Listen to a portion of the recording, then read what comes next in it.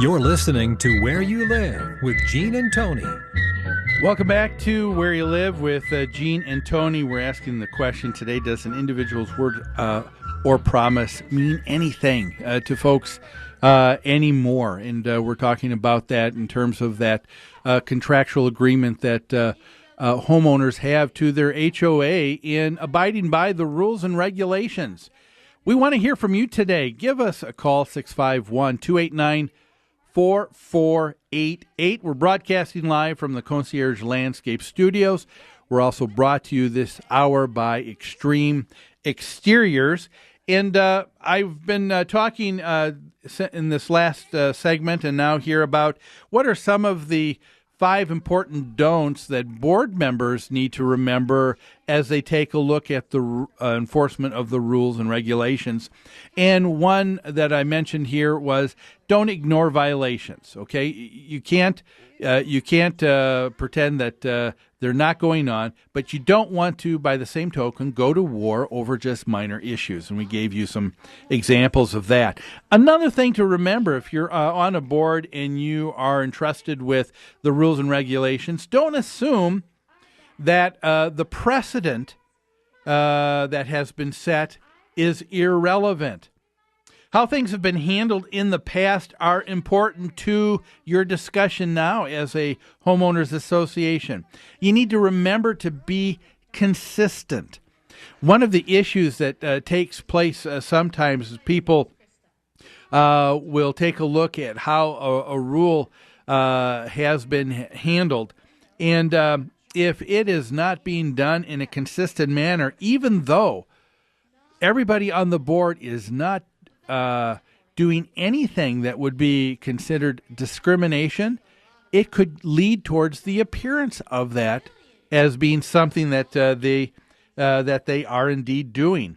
And I see that happen probably more often than you would think. Someone decides not to follow through at a particular time with a rule, and then someone cries and says, I'm being discriminated on. I was given this violation letter. My neighbor was not. You need to be careful, because even though it may not be discrimination, you could be giving that appearance.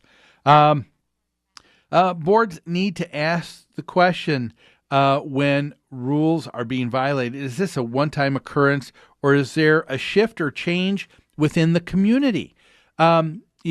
Just because something has been the rule that way for a number of years and a precedent has been set doesn't mean that that's the way it always has to be forevermore.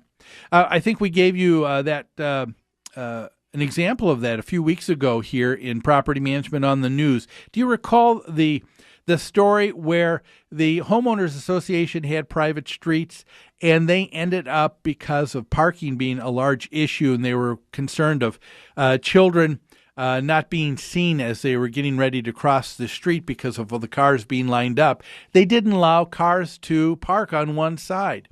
And even though that had been the case before.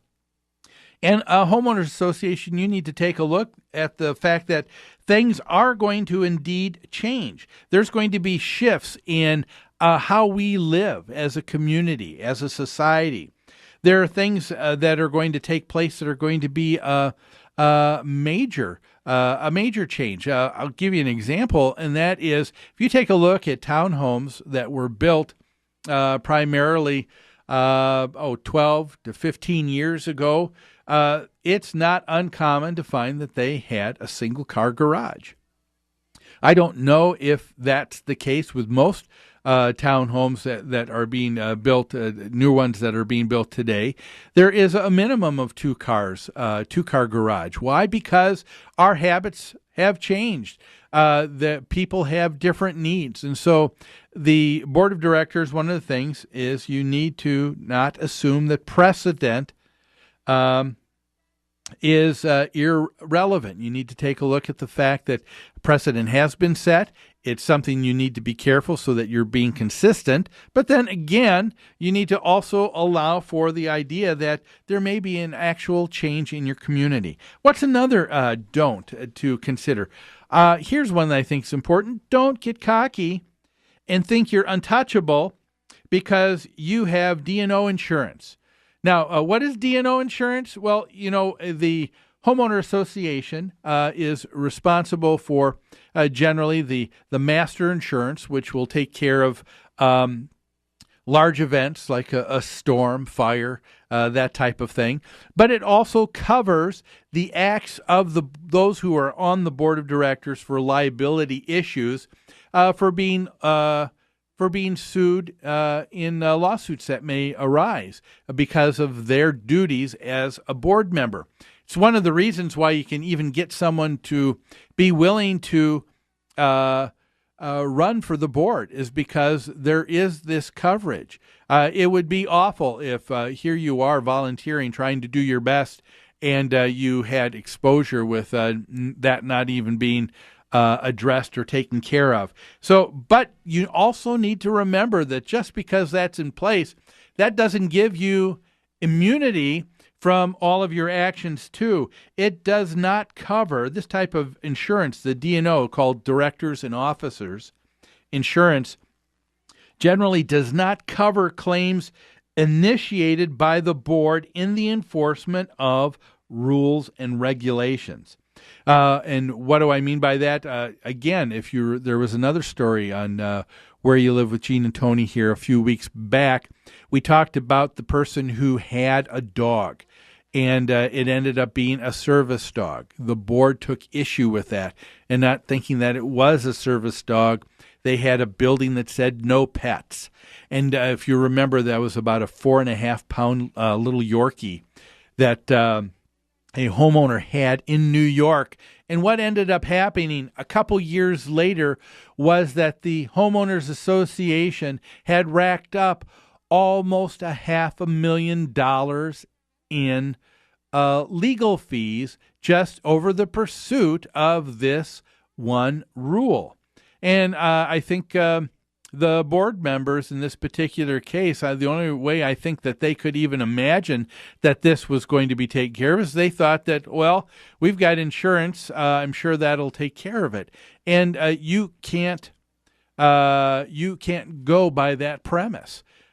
You can be in a situation, if you're on the board, you have to be careful. You may not have protection in absolutely everything that takes place.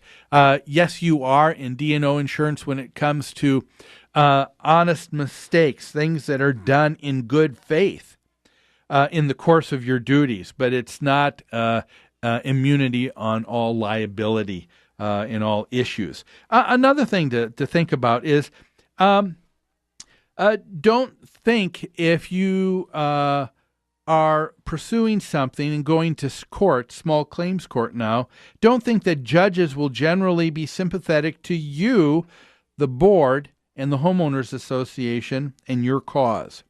And the reason why I say that is because sometimes people don't realize that there is a different mentality that takes place, this you versus them. Us and them kind of mentality. People usually think of those who are in authority, those who have some power. They're characterized more as the wolves, and the people who are the people that are out of power are considered more of the sheep. And, that does take place anytime you have leadership or authority. And so I don't know how many times a board has been surprised. They have rules and regulations in place. It seems ironclad. It always has been the case. The homeowner has agreed to that before they purchase. But a number of times, people are surprised. They go to court and they're thinking that it's going to be enforced, and they realize that a lot of times that things don't go their way. And they don't realize that small claims court sometimes isn't always about what's right and wrong, The judge isn't always going to give you what you want. He's going to give you what you can live with. A lot of times when you go to small claims court, be prepared that people aren't going to side with you 100%. They're going to take a look and they're going to try and have give and take on both sides so that both people walk away with a little something. That's the mentality there is in small claims court. So you have to be careful with that. And so these are just some of the considerations, some of the don'ts to remember when you're dealing with rules and regulations, things as a board you need to remember to kind of put some perspective in being able to deal with your rules in a fair, consistent manner, and that's what you're responsible for. Well, we're going to take another quick break here. When we come back, why does it seem that a few bad apples always seem to spoil the bunch? I'll tell you what I mean after these messages.